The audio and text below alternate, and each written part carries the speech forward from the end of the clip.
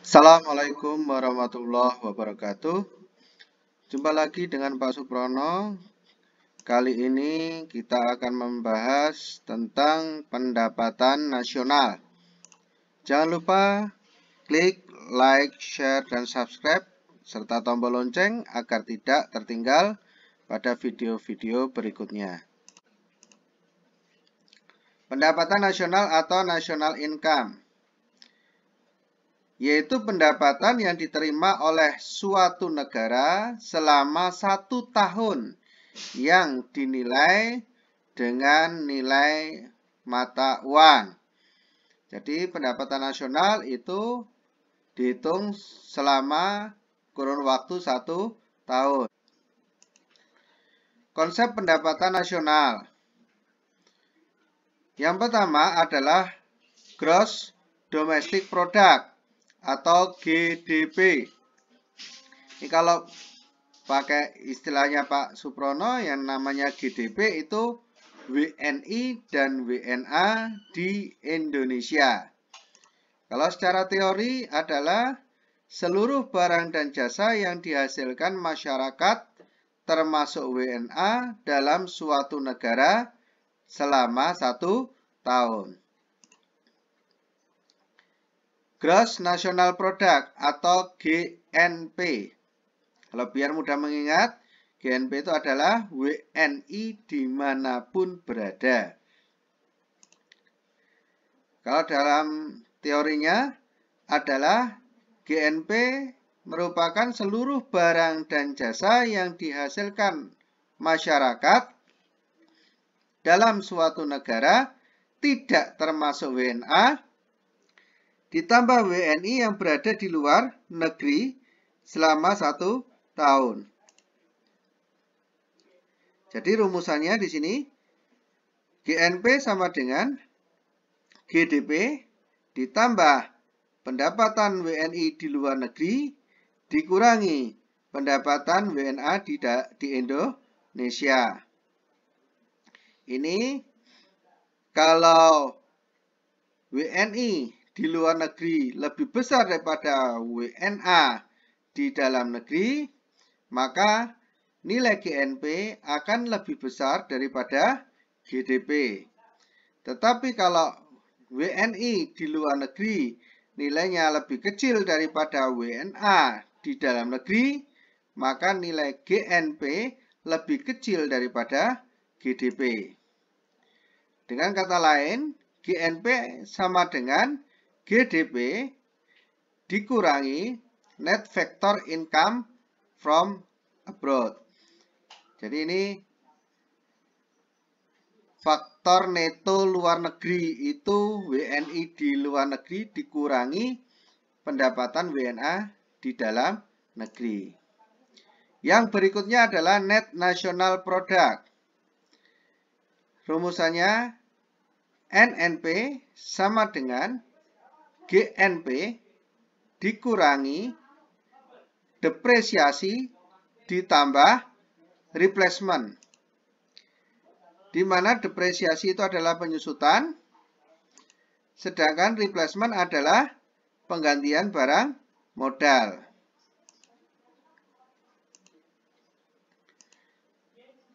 Setelah menghitung NNP, kita akan menghitung yang namanya NNI, Net National Income. Rumusnya adalah NNP kurangi indirect tax atau pajak tidak langsung. Ya, pada video sebelumnya telah kita bahas tentang pajak. Kemudian personal income. PI sama dengan NNI ditambah transfer payment dikurangi social security payment ditambah assurance ditambah undistributed profit ditambah corporate tax. Nah, ini adalah pengeluaran-pengeluaran yang dikeluarkan oleh individu. Bisa lebih dari ini, bisa juga yang dipakai cuma salah satu. Bisa assurance atau laba ditahan atau pajak perusahaan, ini bisa salah satu, atau malah bisa lebih. Yang terakhir ada disposable income, yaitu penghasilan yang siap digunakan. Rumusnya adalah PI dikurangi direct tax atau pajak langsung. Nah, kalau yang lupa, apa itu pajak tidak langsung, apa itu pajak langsung? Pajak langsung adalah kewajiban pajak tidak dapat dialihkan kepada pihak lain. Ini pajak langsung atau namanya direct tax. Contohnya PPB dan PPh. Kemudian kalau yang pajak tidak langsung adalah kewajiban pajak dapat dialihkan kepada pihak lain. Contohnya PPN, pajak penjualan, dan cukai. Nah, silakan lebih jelasnya lihat pada video pajak dari Pak Suprono. Income per kapita atau pendapatan per kapita, yaitu pendapatan rata-rata penduduk suatu negara pada periode tertentu. Income per kapita di sini digunakan sebagai alat untuk mengukur tingkat kemakmuran suatu negara pada suatu periode. Jadi, income per kapita ini untuk melihat sejauh mana kemakmuran suatu negara. Rumus income per kapita, GNP dibagi Q, di mana Q itu adalah jumlah penduduk. Distribusi pendapatan. Perbedaan pendapatan timbul karena adanya perbedaan dalam kepemilikan sumber daya dan faktor produksi.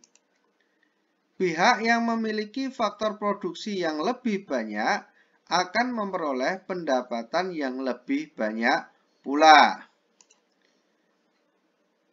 Karena ada yang pihak kurang pendapatan, ada yang lebih pendapatannya, maka diperlukan yang namanya distribusi pendapatan.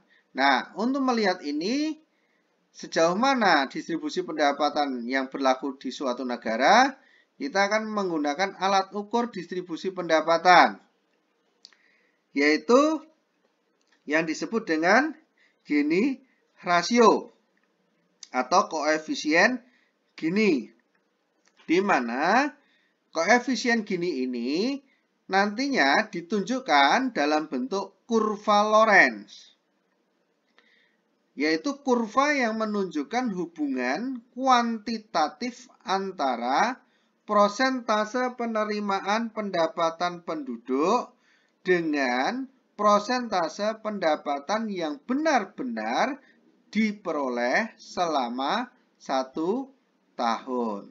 Ini nanti bentuknya kurva Lorenz, di mana kurva Lorenz ini menggambarkan koefisien Gini atau Gini rasio.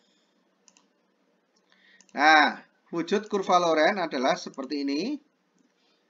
Jadi dia cembung seperti ini. Kemudian ada yang pada sumbu diagonal. Nih.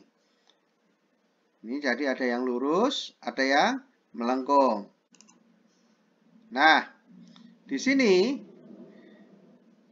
nilai koefisien Gini itu kalau dikatakan ketimpangan rendah apabila koefisien Gini adalah kurang dari 0,4.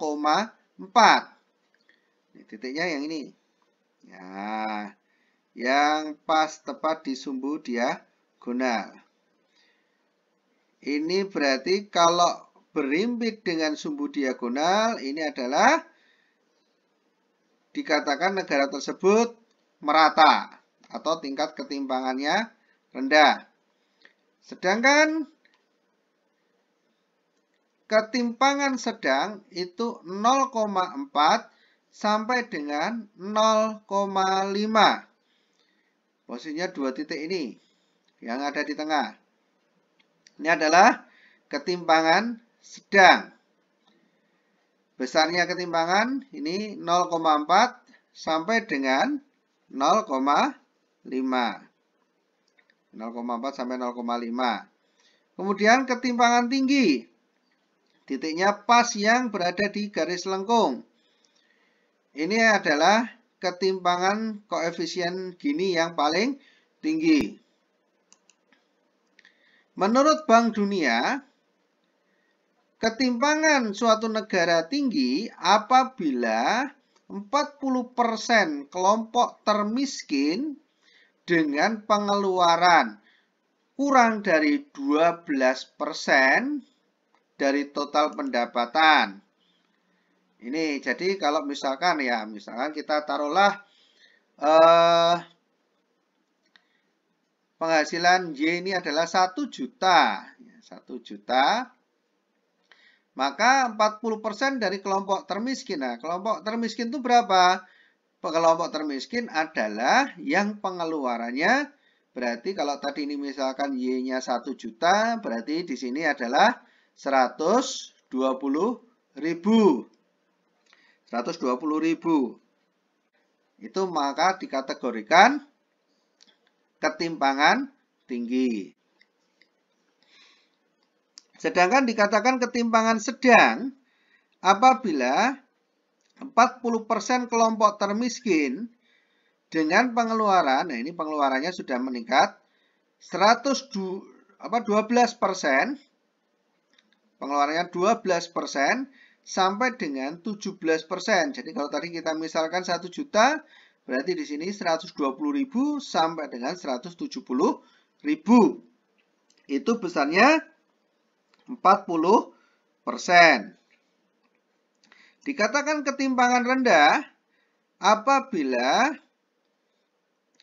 40% kelompok termiskin dengan pengeluaran di atas 170.000, berarti kalau tadi ya, misalkan Y-nya 1 juta, ini berarti 170.000. Ini dari total Y. Nah, ini dikatakan ketimpangannya rendah. Jadi kalau Bank Dunia di sini membuat ketimpangan tinggi, sedang, rendah, ini berdasarkan kelompok termiskin dengan pengeluaran. Jadi kalau tinggi tadi, saya ulangi lagi, menurut Bank Dunia, kalau tinggi adalah 40% kelompok termiskin dengan pengeluaran kurang dari 12%. Di pengeluarannya Y itu kurang dari 12%. Sedangkan kalau sedang, 40% kelompok termiskin memiliki pengeluaran 12-17% dari total Y. Sedangkan kalau dikatakan rendah, itu pengeluarannya 40%. Kelompok termiskin ini pengeluarannya adalah lebih dari 17% dari total Y. Ada dua cara meningkatkan pendapatan per kapita. Yang pertama adalah dengan memperbesar gross national product. Yang kedua adalah menahan laju pertumbuhan penduduk. Jadi kan tadi GNP dibagi jumlah penduduk. Maka supaya besar, GNP-nya yang diperbesar atau laju penduduknya yang ditahan. Oke, sekian dulu video kali ini. Kurang lebihnya mohon maaf. Akhirul kalam, wabillahi taufiq wal hidayah. Assalamualaikum warahmatullahi wabarakatuh.